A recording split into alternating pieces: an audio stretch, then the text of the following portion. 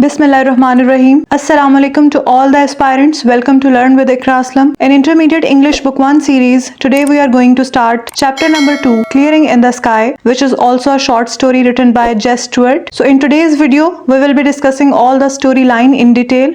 So students, Jess Stewart is very well known for his non-fiction autobiographical writings. और non-fiction कहते हैं एक ऐसी स्टोरी को which is factual based, जो real life events से इंस्पायर होकर लिखी जाती है, और autobiographical writing एक ऐसी राइटिंग को कहते हैं जो कोई भी राइटर अपनी लाइफ के बारे में खुद से लिखता है। तो क्लियरिंग इन द स्काई भी एक ऑटोबायोग्राफिकल नैरेटिव है जिसमें राइटर जेस स्टुअर्ट अपनी लाइफ के उन इवेंट्स को रिकॉल कर रहा है जो उसने अपने फादर के साथ स्पेंड किए हैं। स्टोरी स्टार्ट करने से पहले बात करते हैं इसके टाइटल की, which is clearing in the sky. तो स्टूडेंट्स, जिस कॉन्टेक्स्ट में हम बात कर रहे हैं, इस कॉन्टेक्स्ट में क्लियरिंग कहते हैं एक ऐसी ओपन स्पेस को, एक ऐसी खुली जगह को, किसी जंगल में या फिर किसी ऐसी जगह पे जिसको खास तौर पर साफ किया जाता है दरख्त या झाड़ियां हटा के for the purpose of cultivation specially. और स्काई का जो वर्ड है यहाँ पे, स्काई का मतलब आसमान नहीं है। इस टाइटल में हम लिटरल मीनिंग नहीं लेंगे, बल्कि स्काई जो है वो एक सिंबल है जो कि रिप्रेजेंट कर रहा है हाइट को, ऊंचाई को। तो इस स्टोरी का जो मेन प्लॉट है वो एक ऐसी ऊंची जगह के गिर्द घूम रहा है जिसको साफ सुथरा किया गया है कल्टीवेशन के पर्पज के लिए। जैसे जैसे स्टोरी आगे बढ़ेगी आपको समझ आ जाएगी कि हम किस बारे में बात कर रहे हैं। क्लियरिंग इन द स्काई का मतलब है आसमान को छूता हुआ साफ जमीन का टुकड़ा बहुत ऊंचाई पर। तो स्टार्ट करते हैं। जेस के फादर जो कि 70 इयर्स ओल्ड हैं, वो इस स्टोरी का मेन कैरेक्टर हैं और ये स्टोरी लिखी गई है उन्हीं की डिटर्मिनेशन और हार्ड वर्क पे, और अपने बेटे को वो ये प्रूव करके दिखाते हैं कि hard work can even defeat death.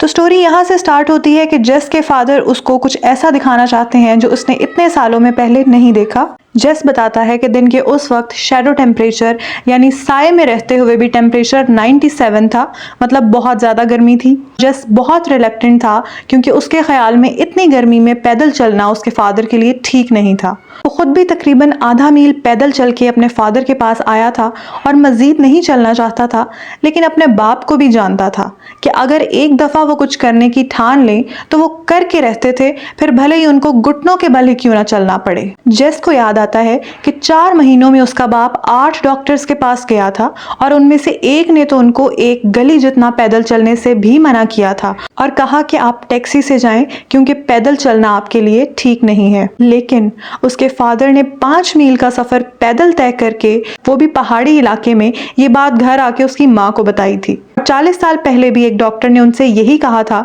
कि आप हार्ड वर्क नहीं करेंगे बल्कि आपको रेस्ट की ज़रूरत है। लेकिन जेस बताता है कि उन्होंने इन 40 सालों में अपने 5 बच्चों की परवरिश शदीद मेहनत से की। एक्चुअली स्टूडेंट्स, जिस जगह पे वो रहते हैं वो एक पहाड़ी इलाका है जहाँ की जगह ना हमवार होती है और ऐसी जगह पर चलना प्लेन जगह की निस्बत 2 गुना मुश्किल होता है। तो काफी साल पहले जब वो अपनी फैमिली के साथ इस जगह पर आए और एक छोटा सा फार्म खरीदा तो सब ने उनसे कहा कि वो यहाँ सरवाइव नहीं कर पाएंगे, लेकिन उन्होंने अपनी बीवी के साथ मिलकर एक बड़े रकबे पर काश्तकारी की, मुख्तलिफ अनाज और सब्जियां उगाई और खूब मेहनत से अपने बच्चों का पेट पाला। जेस के फादर उसको बताते हैं कि इन तमाम सालों डॉक्टर ने 20 दफा मुझसे कहा कि मेरे पास अब ज्यादा वक्त नहीं है और जिंदगी के जितने दिन बचे हैं मुझे वो अपनी फैमिली के साथ हंसी खुशी गुजार लेने चाहिए। और अगर डॉक्टर की बात ठीक थी तो मैंने मौत को बहुत दफा चकमा दिया है। रास्ते में एक जगह वो रुकते हैं और जेस के बचपन की कुछ यादें ताज़ा करते हैं।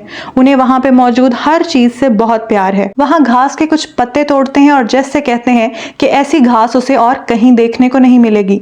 हिकरी ट्रीज के नीचे कुछ देर रुकते हैं और याद करते हैं कि कैसे वो अपनी बीवी बच्चों के साथ वहाँ आया करते थे और गिलहरियों का शिकार करते थे। स्टूडेंट्स, हिकरी ट्री एक ऐसा दरख्त होता है जिसपे अखरोट जैसे नट्स लगते हैं और उस पर एक शेल होता है।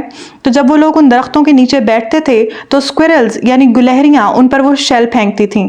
और फिर ऑटम सीजन में हिकरी ट्री के पत्ते ऐसे गिरते थे जैसे येलो रेन ड्रॉप्स। जेस के फादर कहते हैं कि उनकी उम्र इस वक्त 70 साल है, जो कि बाइबल के मुताबिक किसी भी इंसान की एवरेज एज होती है।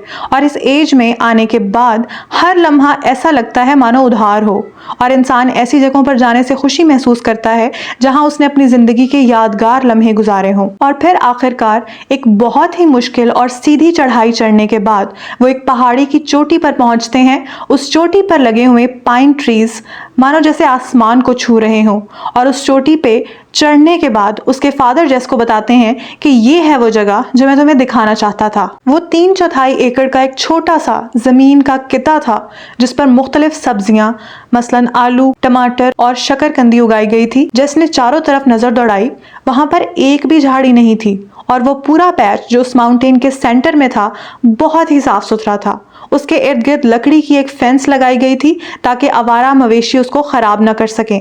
यकीनन उस पर बहुत ज्यादा मेहनत की गई थी और ये सब किया था जेस के फादर ने। जेस वाकई इम्प्रेस तो था, लेकिन अभी भी वो इस बात पर हैरान था कि इतनी फर्टाइल लैंड होने के बावजूद उन्हें यहाँ इतनी मुश्किल जगह पर आने की जरूरत क्या थी। तो वो उसको बताते हैं कि इस जगह पर उगाई गई चीजों जैसा टेस्ट और कहीं भी नहीं हो सकता और इतने मीठे टमाटर उसने पहले कभी नहीं खाए होंगे।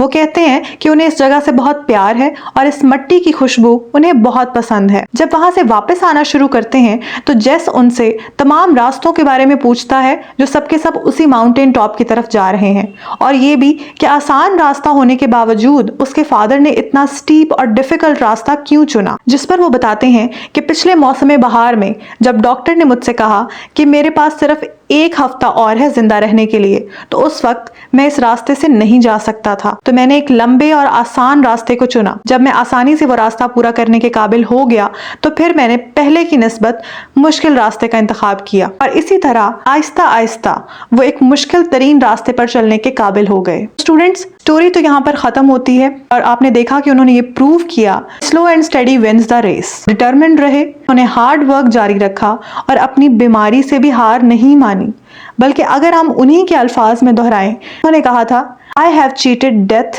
many times। तो स्टोरी होती है यहाँ पे एंड और हम मिलेंगे आपसे इंशाल्लाह नेक्स्ट वीडियो में क्लियरिंग इन द स्काई के तमाम इंपॉर्टेंट एग्जाम क्वेश्चंस के साथ। So stay tuned.